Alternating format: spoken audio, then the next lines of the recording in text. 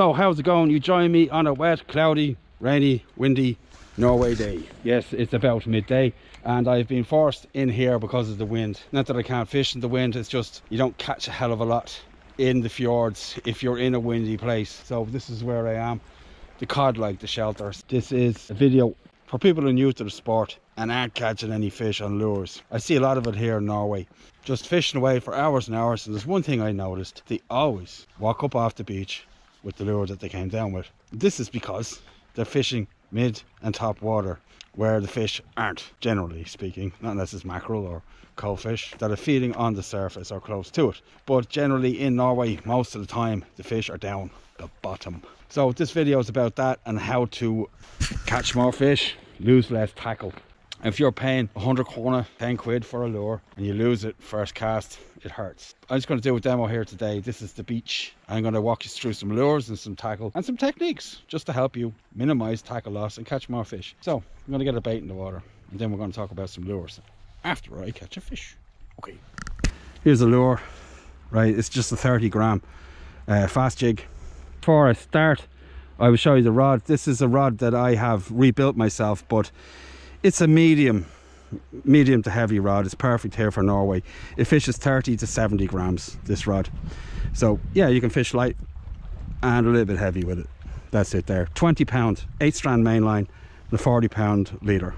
And then the jigs depends on the water. That's it. There's like 10 meters of water here in front of me. I'm in this little bay today. We're going to see what's here. It's pretty windy, so there might be fishing here today. Maybe it cools the water off or whatever. But the fish that are close to the shore, they tend to gather into bays for some reason. And since this is for people new to the sport, first cast, let it hit the bottom. This will also give you an idea of the depth of water that you're working with. It's about 7 meters deep here. It is unlikely that you will lose a lure first cast, so just plumb it out, make 3 drops, let it hit the bottom, and that way you can determine how deep the water is and when you have to start winding. Of course, generally around the edge is where most of the snags are, so that's when you speed up. And if there are fish from mid to top water, that's where they're going to be, and the lure will come straight past them and it will make them strike the lure.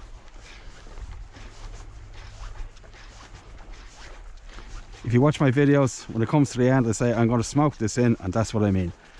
I'm going to smoke it in, speed it up so it doesn't contact any snags on the way in, and save myself a few quid. If I'm fishing off a pier that I know well, I will fish it all the way up to the edge, because sometimes the fish are right in or around the bottom of the pier. Great big ones sometimes. Now I just lifted that just a couple of meters up off the seafloor, just with a few taps like this, and then I let it sink back down again. And this is where the fish are, and pretty soon you'll get an idea of how long you have to let it sink for and when you can stop it without it hitting the bottom. It's as simple as that, and you will catch more fish.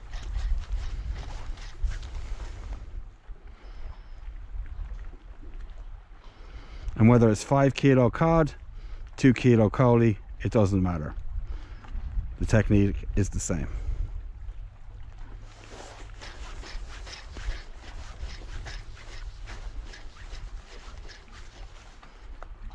And here I'm pretty sure that there's no snags because this is a harbour. So there you go. That was it. That's what you do. And then you just repeat that process. 1, 2, 3, 4. That's it. So I'm going to cast over here, then there, then there, then there, then there. And that's it. That's called fan casting. And this is how you find fish when you don't know exactly what's going on. So we let it sink down again and repeat that process. There's much more shallow there.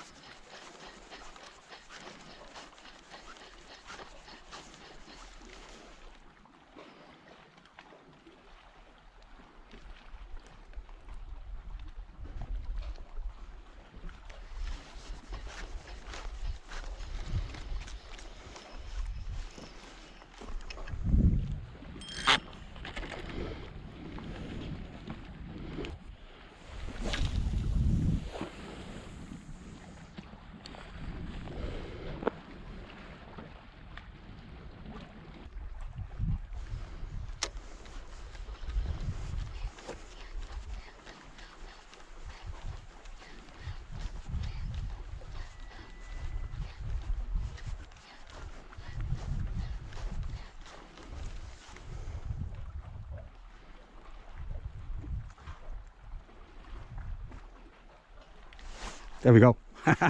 That's a nice fish as well. Oh, I'm going to keep this fish. And always remember, keep tension on the line. Oh, oh. I'm going with red cod. Staying deep, fighting hard. They're not particularly fast, but they're very strong. Oh.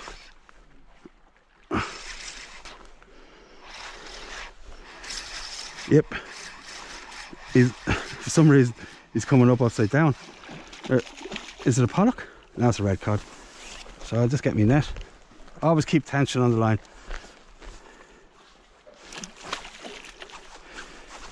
And if you don't have a net, you don't try to lift that fish until it's right at the surface. Because if it has the weight of the water behind it, you will lose it.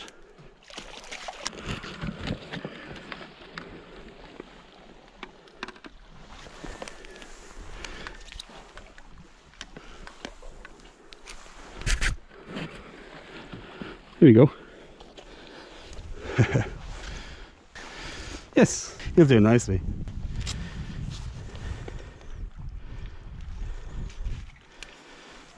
Yeah. There we go.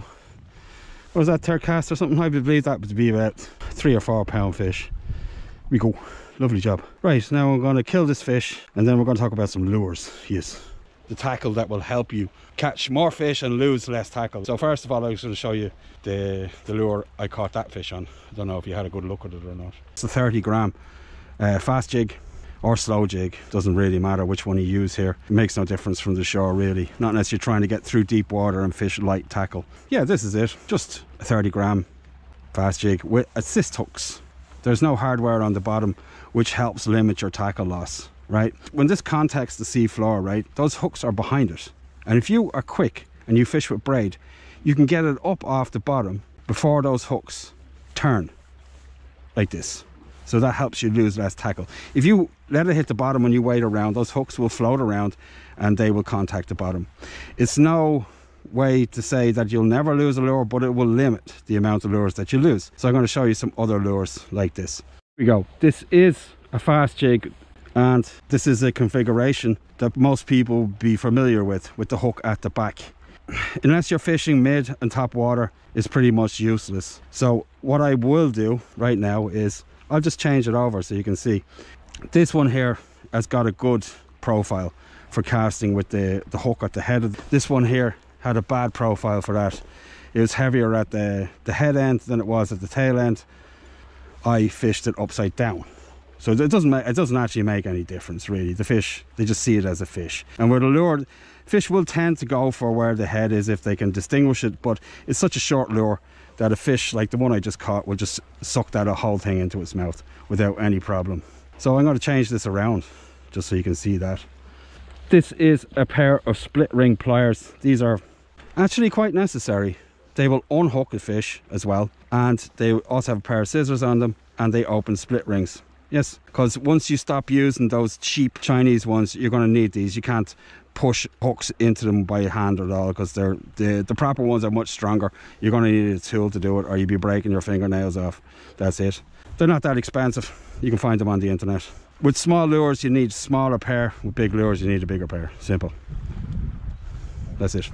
So first I'm going to take this piece of nastiness off the bottom. And if you're looking to return fish as well, this is definitely the way to go.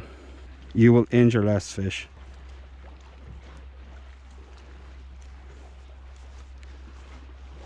This split ring is rubbish. I'm not going to use it. It's just the standard one that came from China. So what I'm going to do here, instead of taking the assists and everything off, I'm just going to take the lure off the split ring and then replace it with the other one. Right, and then you put the other one on behind it. This is just to speed things up a little bit, and it will help you push the lure off the end of it. Okay, that's it. And then you'll see what happens at the end. There we go. Now this one is ready to go. You could just leave this on it or take it off. I'm going to take it off. It's useless. they're not very good, these split rings. If you catch a decent fish, and it happens quite a lot here in Norway, they will open this on you, and also it will rust before you even get the chance to fish with it again, because it's just made of just cheap wire. It's not even hardened or anything. So in water between 10 and 15 meters, I will fish 30 to 60 gram lures. That's it. So we're going to have a cast with this. Any other fish I catch, I'm going to return now. So we get another cast in. Generally, once you find the fish, there's going to be a reason why they're there, generally. Sometimes the cod, they do wander around, but generally there's a reason why you find the fish where they are. There's some kind of structure or an eddy or something. So it can be good just to try the same place again to see if you pick up the second time.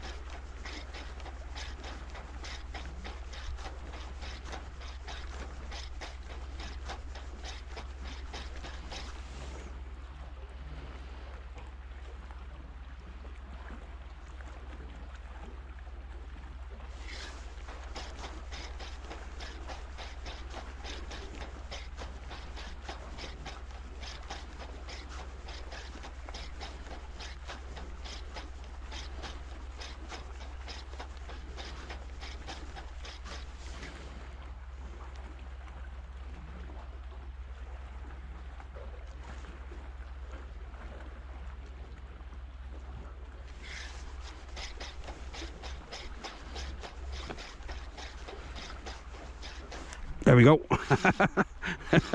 There's a few in here today. Yeah, another fish.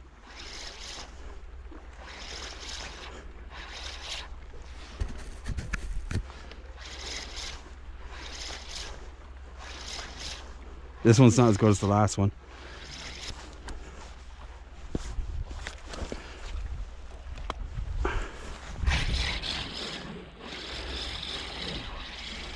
It's just a little guy.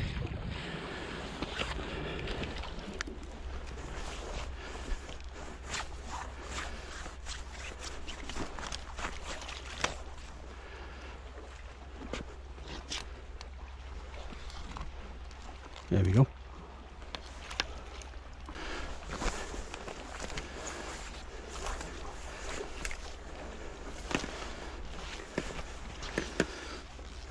And as I was saying, it's quite windy today, so it's just an odd thing about cod.